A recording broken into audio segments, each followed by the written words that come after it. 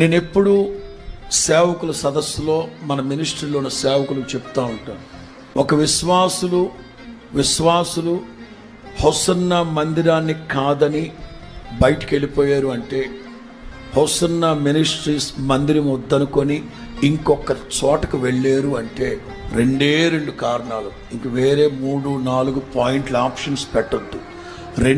రెండు కారణాలు. వాటిలో మొదటిది సేవకుని యొక్క ప్రవర్తన. 2, సేవకుడు దేవుని వాక్యము ద్వారా వాళ్ళని తృప్తిపరచలేకపోవడం. ఇవి రెండే. అంతేనా?